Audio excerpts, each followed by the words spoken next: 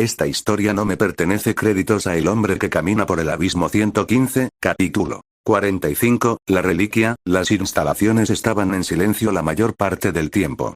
Six había salido a explorar su ubicación actual, pero sabía que no podría conocerla por completo. Fruncía el ceño bajo el casco cuando se giró y vio a un ingeniero flotando en la esquina, detrás de él. Estaba solo y empezó a acercarse cada vez más.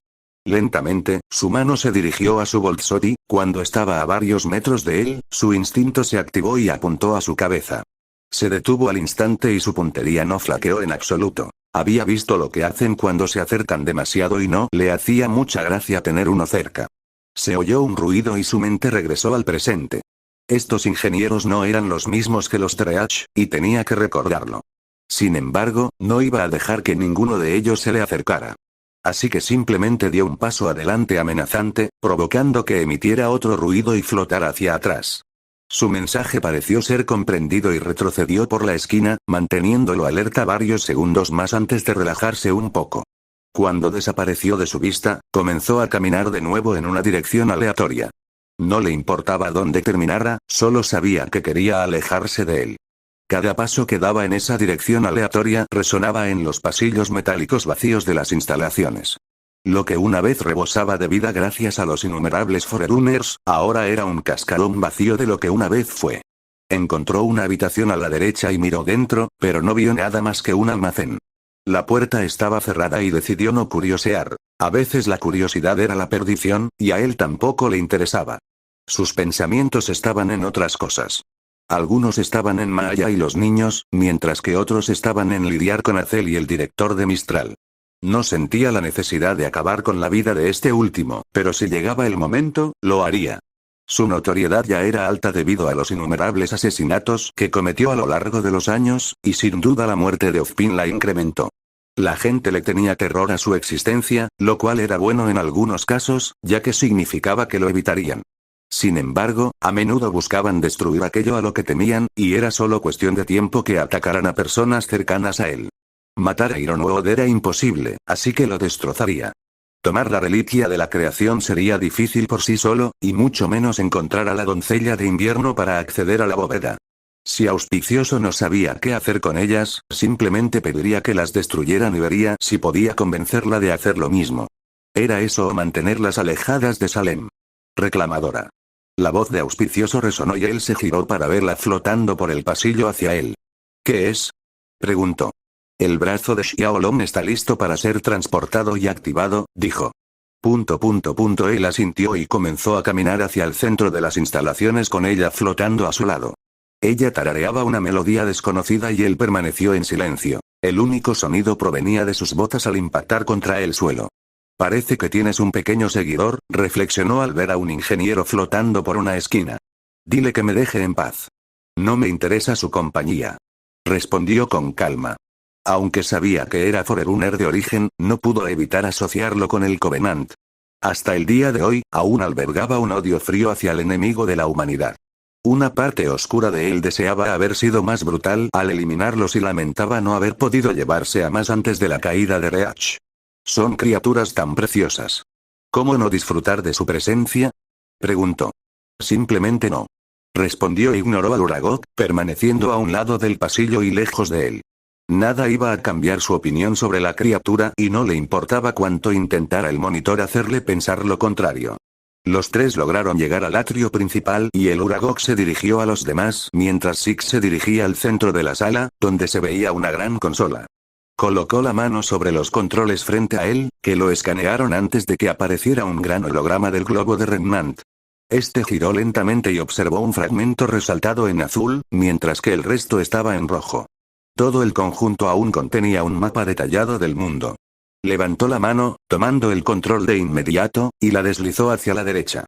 Giró en esa dirección y lo observó brevemente antes de detenerse en cierta sección de Vale.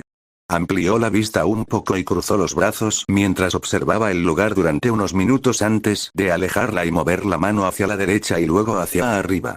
Expandió la Academia Mistral y observó sus características durante los siguientes minutos, planeando cómo entrar. Entrar a la bóveda no debería ser un problema, dijo mientras un contenedor con el brazo amputado de Yan flotaba junto a él. Flotaba dentro de un fluido conectado a tubos, y él agarró el contenedor, girándolo un poco antes de guardarlo en su mochila. Una vez que terminara con él, lo desecharía y seguiría con su día. No tenía sentido llevar una extremidad amputada, y aunque sabía que el monitor podía reengancharla a su anterior dueña, la rubia no se lo merecía. Tendría que vivir sabiendo que le faltaba una parte. ¿Qué pasará una vez que adquiramos la reliquia? Preguntó. Haré varios experimentos con él y averiguaré toda la información posible. Una vez que termine con él, lo desecharé de forma segura. Es un intento fallido de recrear la tecnología Forerunner por parte de esos dos idiotas. Cuanto antes lo destruya, más feliz seré. Explicó.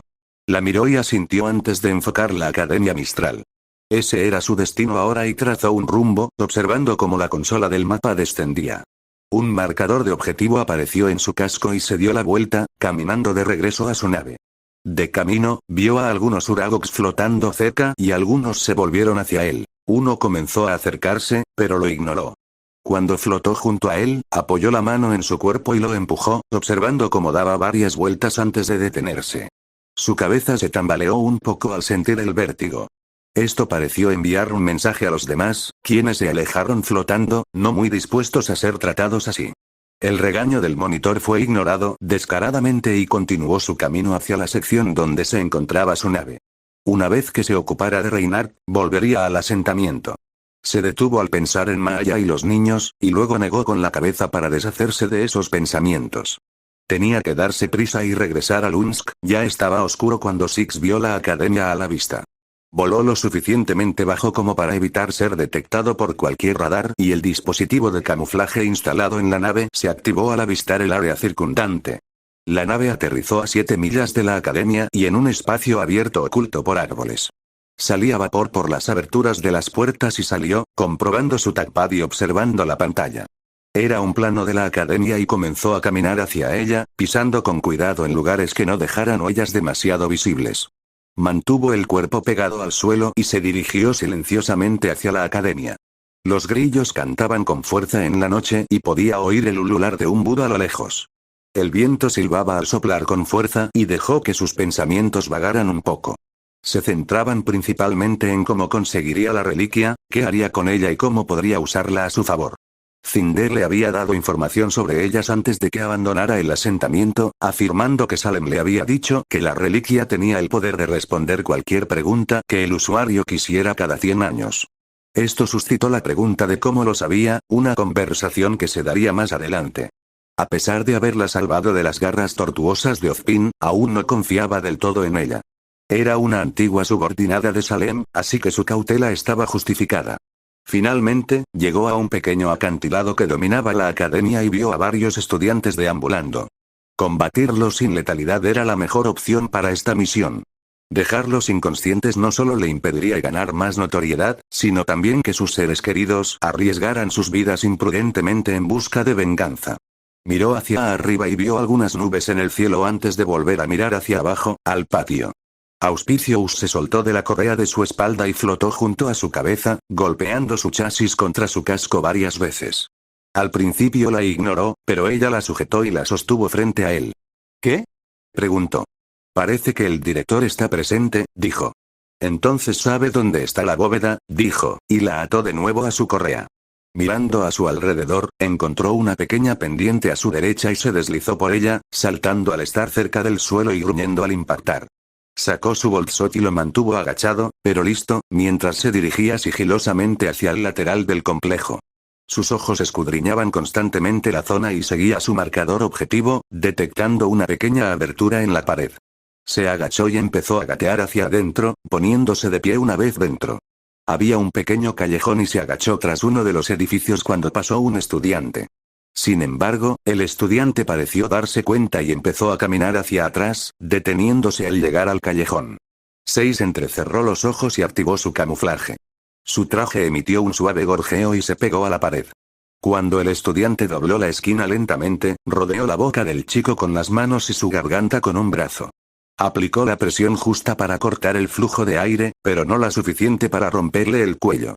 Como era de esperar, el niño forcejeó contra la fuerza invisible que lo estrangulaba. Sin embargo, nadie oyó su forcejeo amortiguado y, tras varios segundos, quedó inerte. Six bajó lentamente su cuerpo inconsciente y lo apoyó contra la pared antes de asomarse por la esquina. Esperó a que su camuflaje activo se recargara antes de que se activara de nuevo y su traje vibrara. Sus pasos eran prácticamente silenciosos mientras cruzaba el patio hacia el edificio principal de la academia. Entrar por la puerta principal fue una tontería, ya que había varios estudiantes custodiando la entrada. Uno de ellos era un fauno y olfateó el aire antes de mirar hacia donde se dirigía Six. Abandonó su lugar y empezó a seguirlo, agarrando su arma con fuerza mientras caminaba hacia el lado izquierdo del edificio. El aroma a pino y roble se intensificaba con cada paso. La tensión empezó a crecer en su cuerpo antes de doblar la esquina y sentir un puñetazo en la sien. Su cuerpo se desplomó en el suelo y pasaron unos segundos antes de que lo arrastraran fuera de la vista. Después de ese pequeño altercado, continuó con su objetivo de adquirir la reliquia. Todo estaba en silencio en la oficina y Leonard se frotó las manos con ansiedad al entrar. Caminaba de un lado a otro erráticamente. Así se comportaba desde hacía tiempo. Desde que se enteró del brutal asesinato de Ozpin, temía por su vida. Para él, Six ni siquiera era un hombre como algunos lo describían. Era una pesadilla viviente, una pesadilla se manifestó en el mundo físico y él venía a por él. Ni Salem ni sus pequeños acólitos pudieron infundirle tanto miedo. Sus amenazas de violencia y muerte eran insignificantes comparadas con lo que Six le haría si le pusiera las manos encima. Se detuvo al pasar junto a la ventana y notó que estaba abierta. El viento nocturno aullaba suavemente y la tenue luz de la luna brillaba dentro de la oficina, por lo demás oscura. Una repentina oleada de terror lo inundó y no pudo moverse. Se le erizaron los pelos de la nuca al instante y el corazón le latía con fuerza en las costillas. La gélida sensación de la muerte le cosquilleó la piel y la besó brevemente antes de desaparecer tan rápido como llegó.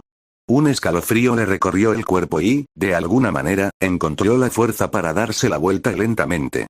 Sus pupilas se encogieron de terror al ver que la puerta estaba bloqueada. Dio un paso hacia ella antes de quedarse paralizado y mirar temblorosamente hacia un rincón de la habitación. Solo emitió sonidos ahogados al verla. En el rincón más oscuro de la habitación, vio una figura encapuchada.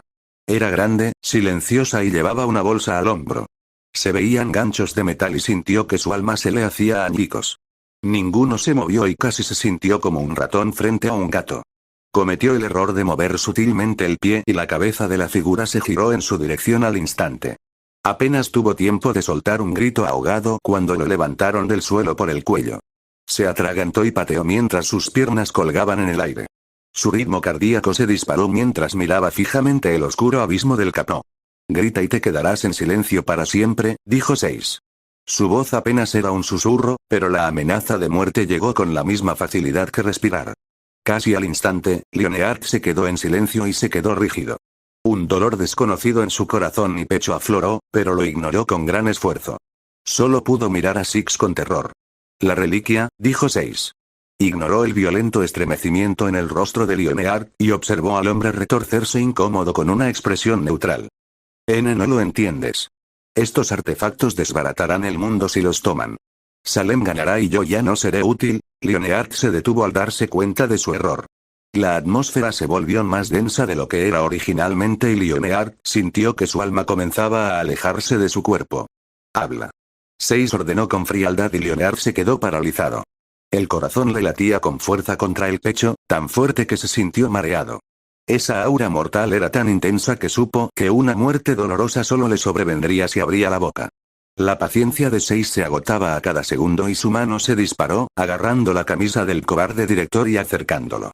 Levantó su kukri y lo giró en un agarre inverso. La hoja brilló a la luz de la luna mientras la punta buscaba la primera señal de carne para perforar. Reclamador, espera, dijo auspicioso de repente. ¿Qué? Preguntó y la miró cuando ella le soltó la correa del bolso. ¿Todavía lo necesitamos, recuerdas?